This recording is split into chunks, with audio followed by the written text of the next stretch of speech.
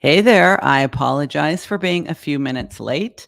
We have some construction going on in our new home, and the inspector just arrived at the precise moment that I was supposed to open this live stream. And my husband happens to be on a conference call in his home office. It is the exciting life of two people who work full time from home and have other shit to do in their lives.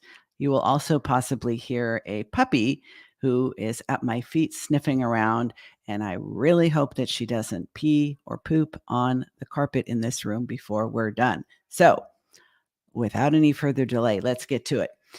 If you didn't listen to this week's episode of the Driven Woman Entrepreneur podcast, the topic was coach, consultant, or strategist. Who do you hire for your business and when? So, today, for this brief live stream, I'm going to riff on that topic. You do not need to have listened to it in order to benefit from watching this live stream. But after hearing what I'm about to share, if you decide to go back and listen, you might benefit from that. So, do you hire a business coach, a business strategist, or a business consultant for where you are in your business? And how do you know that you're making the right choice at the right time? This is something that I don't think is talked about enough because let's face it, the rise of people starting their own businesses online in the last few years has been nothing short of astronomical. Lots of people lost their jobs at the beginning of the pandemic, and many people who were forced to work from home decided they liked it so much that when their employer told them it was time to come back to the office, they showed them their middle finger and said, "I've started an online business. See ya." But at some point, you're going to run out of gas. You're going to get stuck. You're going to get stymied. You're going to get stranded, or you are just going to realize you are spinning your wheels. Why?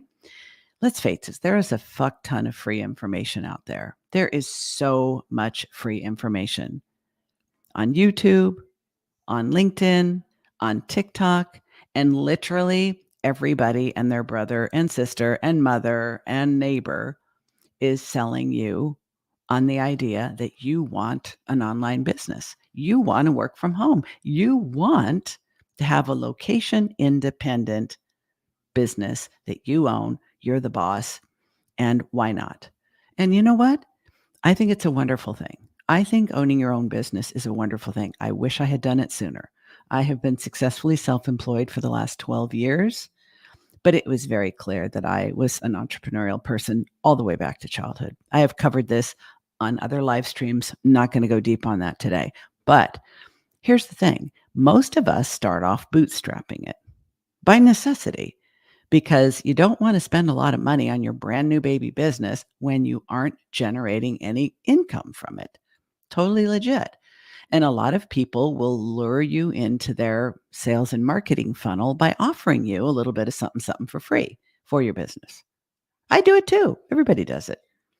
The problem is at some point, you have been consuming all this free content and implementing it or not, but you can only get so far in the free shit. Why? Because you don't know what you don't know, point one, and you don't know what's working and what isn't working. And you also don't know why what's working is working and why what isn't working isn't working. I may be way off on this, but I don't think so. This is my third business. I have helped dozens of other people start, grow, scale, and rebrand their business. So it's my experience that sooner or later you get stuck. I find that a lot of women who are able to just jump in, get busy, make shit happen, are able to actually generate revenue, attract clients, but they reach a point where they plateau. It's kind of like weight loss. Maybe it comes off pretty easy in the beginning, especially if you have a lot to lose, but at some point you plateau and you just can't break through. I also find that a lot of entrepreneurs have difficulty hiring help because let's face it, we tend to be scrappy, we tend to be self-sufficient, and we think that we should be able to do it. But in reality, at some point, you need another pair of eyes. Now, a lot of us also have biz besties. A lot of us join free and paid masterminds and other types of online communities where we ask the other people in the group, hey, what would you do? But you're usually in groups with other people who are at the same stage of business that you as you are, and they're probably having very similar problems to what you're having.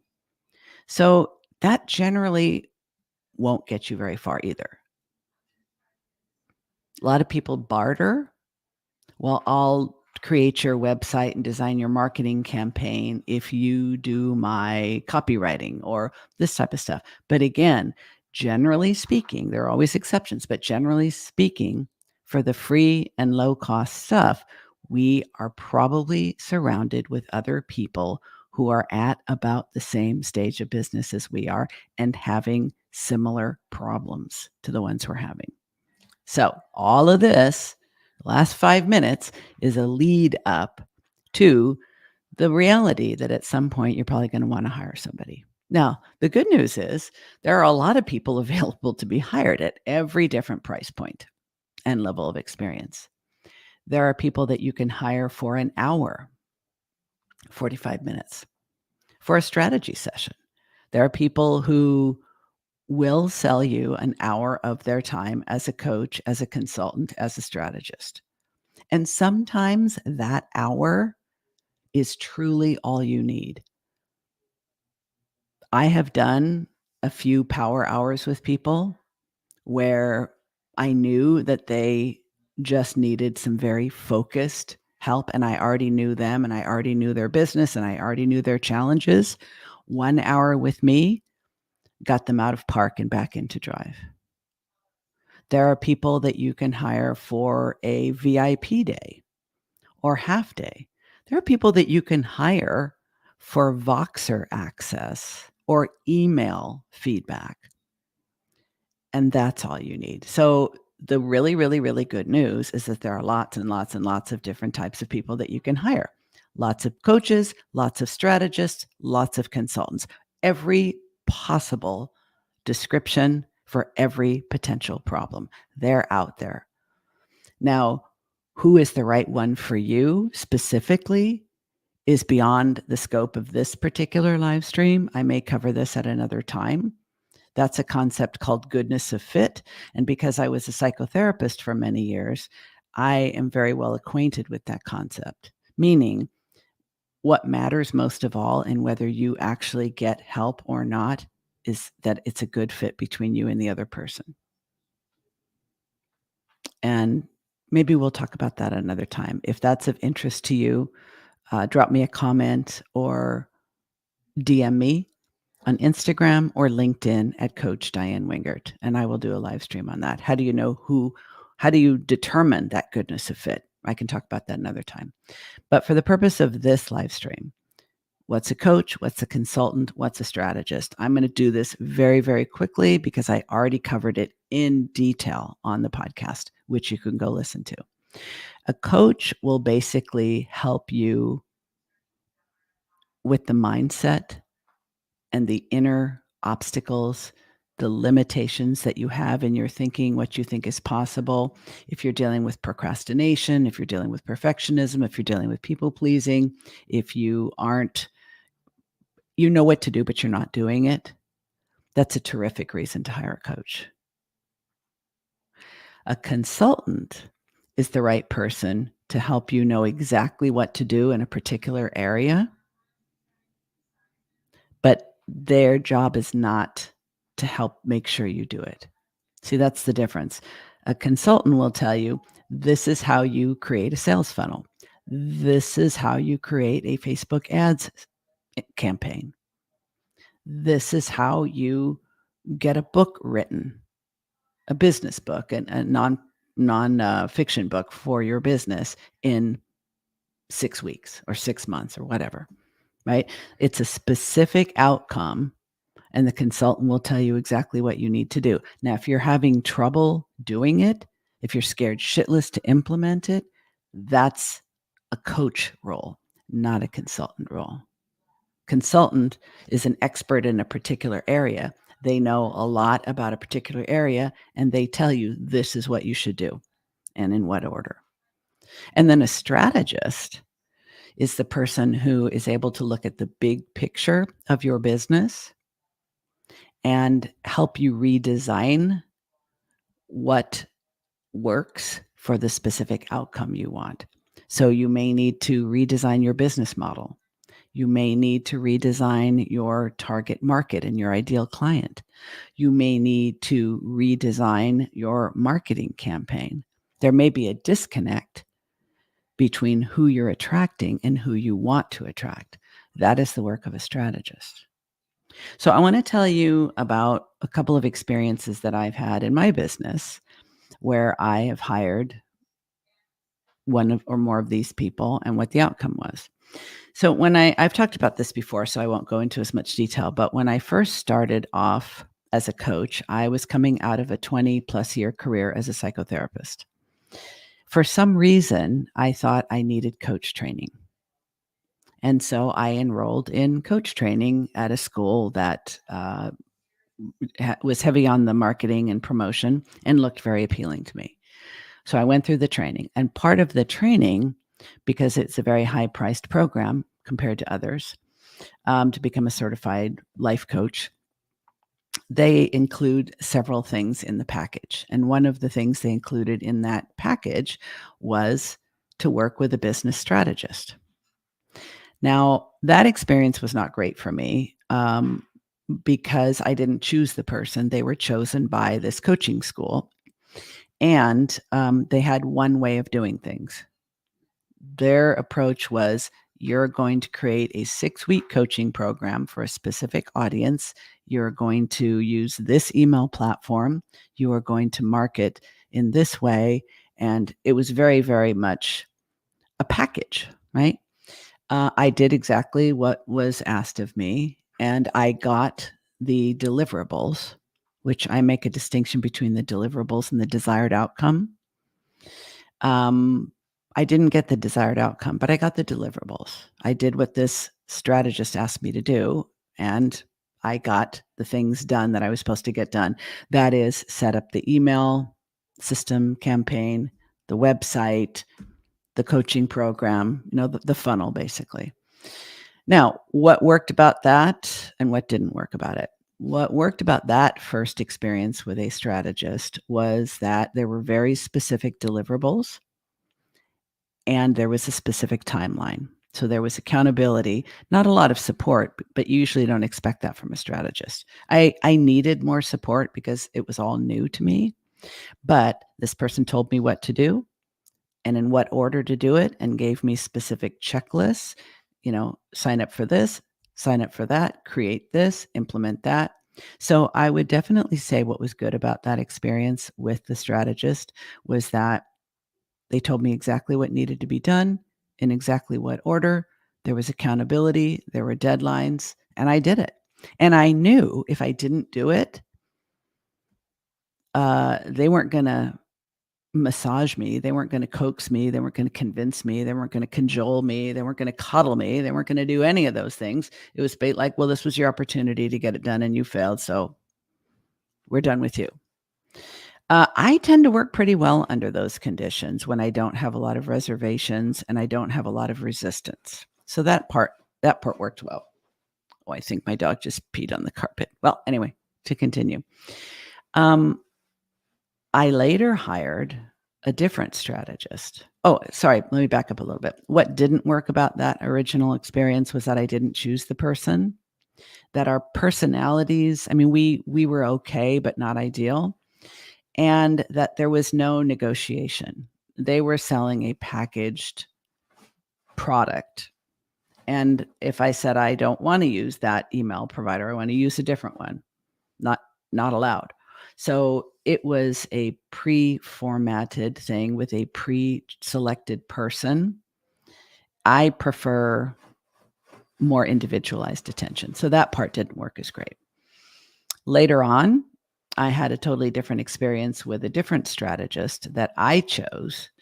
And in that case, this individual helped me make some decisions about changing my target market, changing my specific intended outcomes, changing my business model, changing my deliverables. There was a lot more back and forth. It was a much more collaborative situation, and that worked really, really well for me. Now, let me tell you about some coaching experiences I've had. I have been told I'm difficult to coach, and I believe it's true. Um, I could go into that another time. I've had some good experiences with people coaching me, and I've had some mediocre experiences with people coaching me. Because I think, and what I really want you to get from this is that I thought I needed a coach because I had just spent a fuck ton of money going through a coaching program. So I drank the Kool-Aid, I drank every flavor, and I was sort of indoctrinated into this belief system that coaches are the absolute shit, therapists are shitty, and all you need for anything in your life is a coach. You need, oh my God, she's really going to town on the carpet over there. I'm sorry for the noise. Like, if you have problems in your relationship, you need a relationship coach, not a marriage counselor. If you have problems in your business, you need a business coach, not an accountant or a financial advisor. So I went all the way in on coaching, and I was working with a variety of different coaches for a variety of different things. I now am much more selective about the coaches I work with.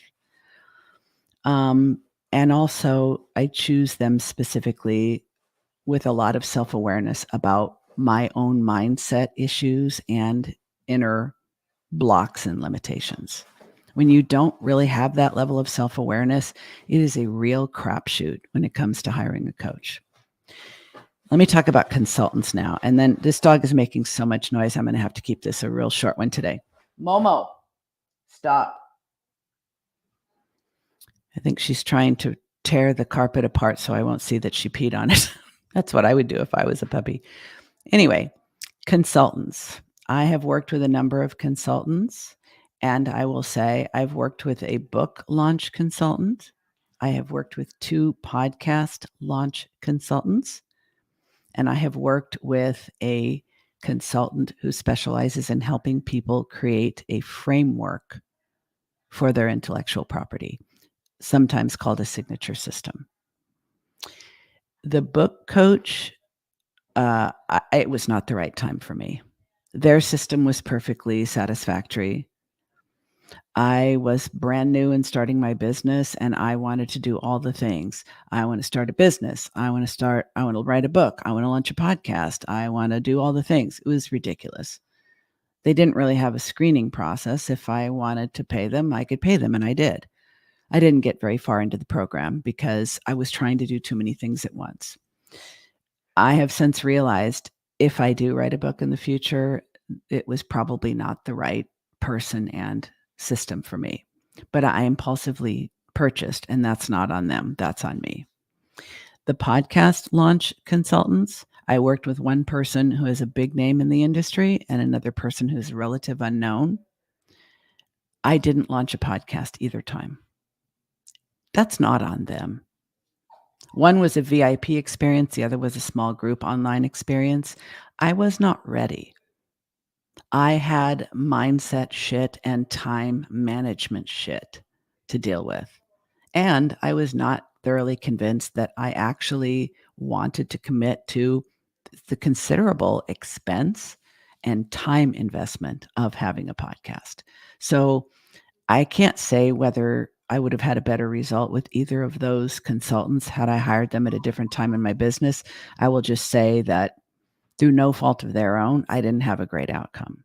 Last thing I want to say before I wrap this up today is the one experience that I would say working with a consultant that has been truly outstanding was hiring Claudia Schoch, who is in the Netherlands, as the person who helped me create a signature system.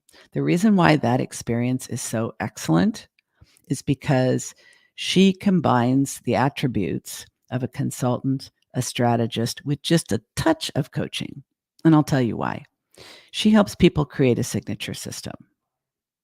She does other things too, but that's her chef's kiss, creme de la creme offer. She helps people create a signature system. And by the time I hired her, I was several years into my coaching business. I knew I wanted a signature system. I knew I wanted to work with her. And because she is so good at what she does, she didn't try to put me in a box like the first strategist that I worked with. She knew the outcome I wanted, and she knew that she could help me get there. But as I said before, I can be difficult to coach, not because I want to be, because just the type of brain I have, and because I have a lot of questions. And I don't like to be told what to do, even when I'm asking for help. It's helpful to know that about yourself if that's true of you too. At any rate, we started going through her process to create the signature system. And at some point, I was getting a little bit stuck. So she revised the process, pushed things in a different order, got me unstuck, and we proceeded. I now have a signature system, and I am building a group program, podcast content, and most likely eventually a book from. Why did it work so well when so many of these other experiences didn't? I would say for two reasons. One, I was more experienced in my business. When you're a beginner, you really don't know what you need. You really don't. And most of us in the beginning waste a lot of money and a lot of time hiring the wrong people for the wrong reason because we get swept up in somebody's sales funnel. Somebody else we know is doing it. And they say, I'm doing it. Why don't you do it with me? And it's totally out of order. And we don't get a great outcome. And then we blame ourselves. I talk about this a lot on the podcast. So I think the reason why it worked so well with Claudia and I is that I am more established in my business. I have had a number of failures and mistakes that I learned from. And she was flexible enough with me to adapt her process to accommodate my specific learning needs. So it worked really, really well. I've also realized that while I am named a coach and I market myself as a coach, I'm really, really good at the strategy. And I'm not the right coach for everybody.